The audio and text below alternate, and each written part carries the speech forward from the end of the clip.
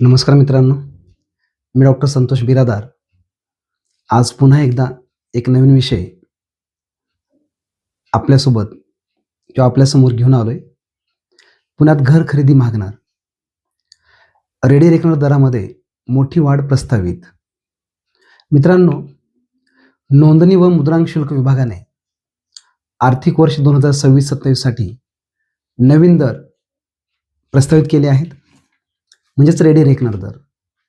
आता सर्वप्रथम त्या दराबद्दल चर्चा करण्याच्या अगोदर आपण रेडी रेकनर म्हणजे काय हे बघूया.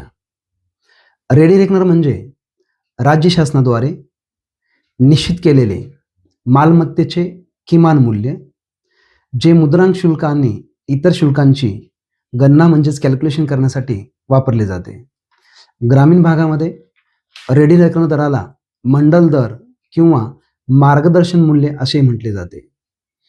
नोंदणी व मुद्रांक शुल्क विभागाने 1 एप्रिल 2026 पासून जे नवीन दर सरकारकडे प्रस्तावित केलेले आहेत, त्याची टक्केवारी नेमकी किती आहे?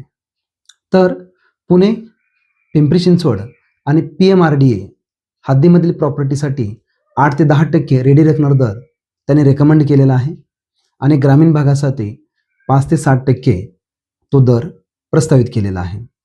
आपण जर यापूर्वीचा थोडासा आढावा बघितला मागील 5 वर्षाचा, तर मागील 5 वर्षामध्ये या रेडी रेकनर दराची म्हणजे थोडक्यात आपण आढावा घेऊया. तर 2021-22 मध्ये तो रेडी रेकनर जो दर आहे तो 5% वाढ त्याच्यामध्ये करण्यात आली होती. 22-23 मध्ये 9.20%, 23-24 आणि 24-25 मध्ये कोणत्याही प्रकारची दरवाढ करण्यात आलेली नव्हती. 25-26 मध्ये 4.16% आणि 26-27 मध्ये जी दरवाढ प्रस्तावित केलेली आहे ही मागाशी मी तुम्हाला सांगितली.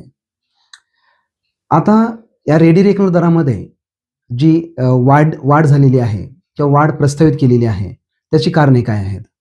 पहिलं कारण आहे पायाभूत सुविधा, पुणे रिंग रोड, मेट्रो विस्तार, प्रस्तावित पुरंदर विमानतळ, त्याचबरोबर नवीन महामार्गाचे किंवा नवीन महामार्गामुळे आपल्या जवळपासच्या जमिनीचे जे भाव आहेत ते वाढलेले आहेत.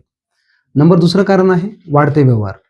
2025-26 मध्ये किंवा या वर्षामध्ये जे झालेले प्रॉपर्टी जे काही खरेदी विक्री आहे याचा अभ्यास करून हे दर निश्चित केलेले आहेत.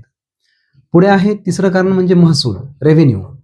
राज्याच्या तिजोरीवरील भार कमी करण्यासाठी मुद्रांक शुल्काच्या माध्यमातून सरकार आपला महसूल वाढवण्याचा त्या ठिकाणी प्रयत्न करत आहे किंवा करतो असं आपल्याला म्हणता येईल. आता या रेडी रेकनरचा सर्वसामान्यावर होणारा परिणाम काय? तर पहिला परिणाम आहे मुद्रांक शुल्क. रेडी रेकनर दर वाढल्यामुळे घराचं बाजार मूल्य जे आहे त्या ठिकाणी वाढतं आणि पर्यायाने स्टॅम्प ड्युटी आणि रजिस्ट्रेशनची फी सुद्धा वाढते. घराच्या किमती बिल्डर्सना सुद्धा काय करावं लागतं, जास्त प्रीमियम भरावा लागतो. त्यामुळे नवीन घरांच्या किमतीमध्ये वाढ होऊ शकते. तर या रेडी रेकनरमुळे कळत न कळत किंवा थोड्याफार प्रमाणात तरी आपल्याला त्या ठिकाणी जास्त मोबदला किंवा जास्त स्टॅम्प ड्युटी आणि रजिस्ट्रेशन गव्हर्नमेंटला भरावी लागते. म्हणून या ठिकाणी माझा असा सल्ला असेल, जर तुम्ही एखादा प्रॉपर्टीचा व्यवहार काही अंतिम टप्प्यामध्ये असेल तर तुम्ही 31 मार्च 2026च्या आधी त्याचं डॉक्युमेंटेशन करून घ्या किंवा त्याची नोंदणी करून घ्या, जेणेकरून 1 एप्रिलपासून जी काही संभाव्य दरवाढ होणार आहे त्यापासून तुमची सुटका होईल असं मला वाटतं. एवढं बोलून मी या ठिकाणी थांबतो आणि हा व्हिडिओ कसा वाटला याबद्दल तुम्ही नक्कीच मला कमेंट्स करून सांगा, जेणेकरून मला नवीन नवीन माहिती आपल्या सर्वांसोबत काय करता येईल, शेअर करता येईल. Thank you very much.